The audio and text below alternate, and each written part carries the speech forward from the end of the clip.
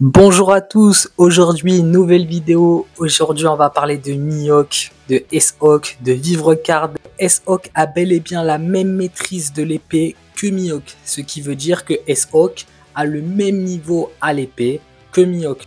Shanks reproduit le Kamusari de Roger, mais il n'a pas la même maîtrise à l'épée que Roger.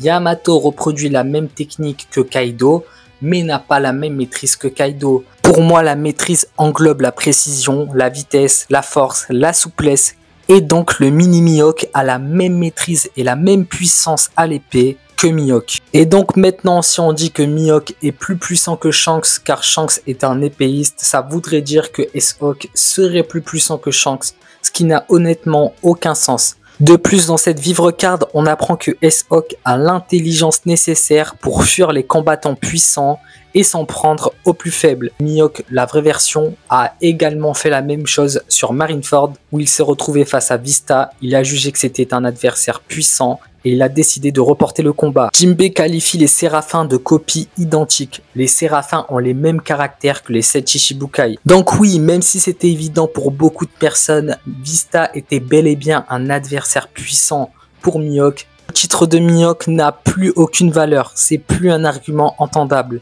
Du coup maintenant on doit prendre l'œuvre complète, on doit voir ce qu'il a réalisé durant l'œuvre.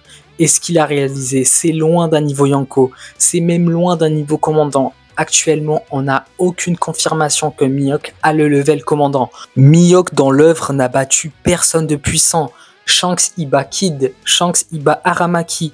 Mihawk à côté, il se fait stopper par Vista, il se fait stopper par Crocodile. En termes de comparaison de puissance, l'écart est énorme. On a deux évolutions différentes. L'un avait autrefois le niveau de Mihawk et a atteint les sommets, allant même jusqu'au niveau de Barbe Blanche, et l'autre n'a pas affronté d'adversaire puissant depuis de nombreuses années. Mihawk est aux yeux du monde le second de Baggy le Clown.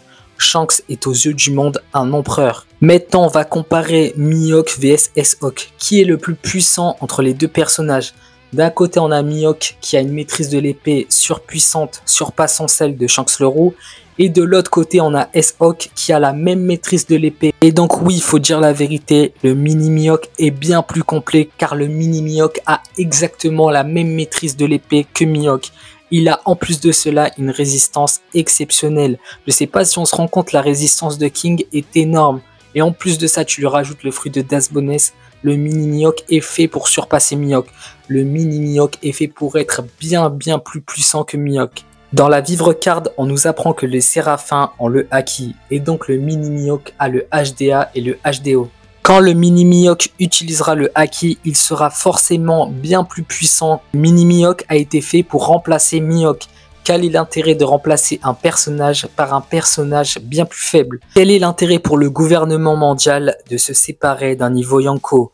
Le gouvernement mondial en a rien à foutre de Mihawk, ils l'ont remplacé par un cyborg. Le mini Mihawk doit au moins avoir le même niveau que Mihawk. Je vais être très gentil et je vais dire que Mihawk est peut-être un peu plus fort que le mini Mihawk. Mais en aucun cas, il y a une énorme différence de puissance entre ces deux personnages. Je pense qu'au maximum, Mihawk a le niveau commandant. Et c'est vraiment au maximum. Au minimum, il a le niveau Shichibukai. Personnellement, je pense qu'au maximum, il a le niveau commandant, vu les attentes des fans. Là, il n'y a rien de factuel. Factuellement, il nous a rien prouvé dans l'œuvre qui le met niveau commandant.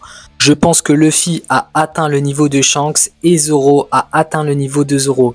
Donc je penche quand même pour un niveau commandant pour Mihawk. Vista a montré une maîtrise de l'épée égale, voire supérieure à celle de Mihawk. Tout était dans les Vivre Cards. Mihawk est donc un peu plus fort que Vista, mais globalement, ils ont quasiment le même niveau. C'est la réalité qu'il faut accepter. Mihawk et Shanks, c'est pas les mêmes personnages. On a un empereur, on a un second de Baggy le Clown. On a des prestations totalement différentes. Mihawk se fait stopper par tout le monde sur Marineford. Shanks one-shot Kid. Shanks humilie Aramaki. On a deux personnages totalement différents. Shanks dans l'œuvre nous a montré un Haki des rois exceptionnel. Avec du HDR mental, il peut humilier Aramaki.